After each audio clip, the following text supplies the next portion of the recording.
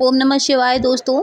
एकादशी के दिन जब भी आप पूजा करें, सबसे पहले आपको तुलसी जी की ही पूजा करनी होती है। सुबह उठकर आप सबसे पहले सूर्यदेव को जल दें, उनकी आराधना करें, उनका स्मरण करें। उसके बाद तुलसी माता की पूजा करनी चाहिए।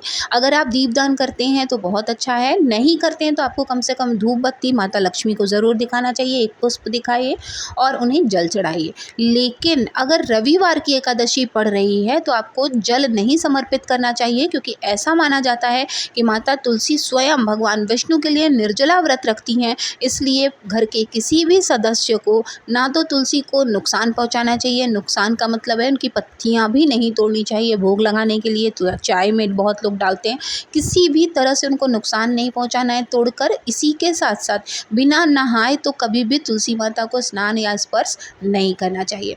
तुलसी जी का महत्व इतना है कि एकादशी के दिन भी मस्तक पर भगवान विष्णु उन्हें अपने मस्तक पर रखते हैं। इसलिए अगर आप चाहते हैं कि एकादशी के दिन उनको भोग जरूर लगे तुलसी दल का, तो आपको एक दिन पहले से ही तुलसी जी की व्यवस्था कर लेनी होती है।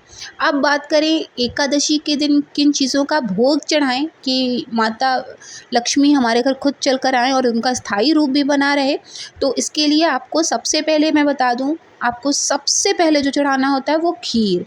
अब जो लोग उसी दिन भोग लगाना चाहते हैं वो खीर चावल की ना बनाकर मखाने की बना सकते हैं, लौकी की बना सकते हैं, किसी भी चीज़ की आप बनाइएगा, चावल की मत बनाइएगा। दूसरा है पंजीरी। पंजीरी भी आप बना सकते हैं। अगर आपके घर में सब लोग व्रत हैं तो आप सिंघाड़े के आटे का भी बना सकते हैं। लेकिन अगर जो है व्रत नहीं है कोई भी घर का इंसान, तो आप आटे का भी बना सकते हैं और अगले दिन उसको ग्रहण कर सकते हैं। तीसरी चीज़ जो आपको भोग लगानी है, जिससे आपको लगता है कि आपके घर में माता लक्ष्मी की कृपा नहीं बन रही है और अगर आप चाह रहे हैं कि उनकी कृपा हमेशा आपके ऊपर बनी रहे, तो आपको कोई भी पीली मिठाई या फिर पंचामृत, पंचामृत में आप चाहें तो केसर भी डाल सकते हैं। इससे जो रंग है उसमें भी थोड़ा सा देखने में भी अच्छा लगता है, स्वाद तो बढ़ता ही बढ़ता है, थोड़ा सा येलोनेस आती है, तो वो भगवान विष्णु को चढ़ाने के लिए बहुत अच्छा होता है। इसीलिए माता लक्ष्मी की कृपा हमारे ऊपर हमेशा बनी रहती है।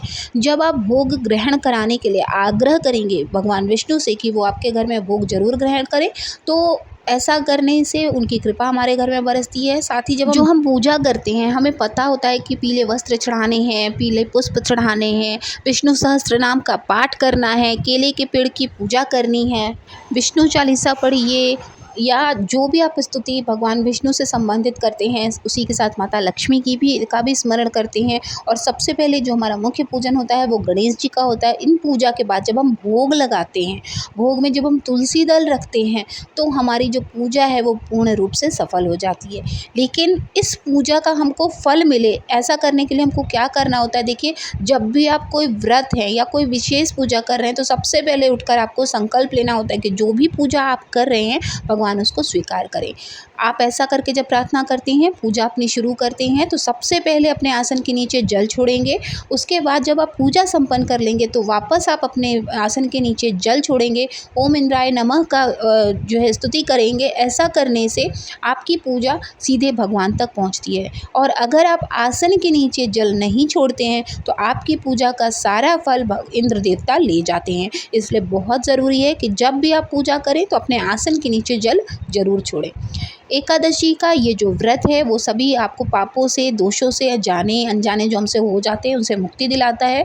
और क्योंकि मोहिनी एकादशी अमृत, देवताओं को अमृत का पान कराने वाली थी, उनको जो है दानवों से विजय दिलाने वाली थी, तो यह एकादशी विशेष हो जाती है। इसलिए इसमें आप जब व्रत रखते हैं, ये शुक्ल पक्ष की एकादशी है, चाहे जो शुरू करना चाहते हैं जो लोग एकादशी, वो इस एकादशी से भी शुरू कर सकते हैं।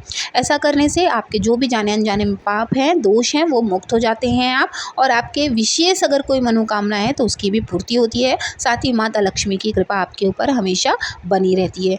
अगर आप 11 एकादशी रह लेते हैं, एक साल पूरा एकादशी अगर आप रह लेते हैं और उसके बाद किसी भी मनोकामना की पूर्ति के लिए अगर आप 11 एकादशी का त्याग करते हैं और भगवान से प्रार्थना करते हैं कि वो आप एकादशी का त्याग करके अपनी मनोकामना की पूर्ति चाहते हैं, तो आपकी मनोकामना ज़रूर पूरी होती है।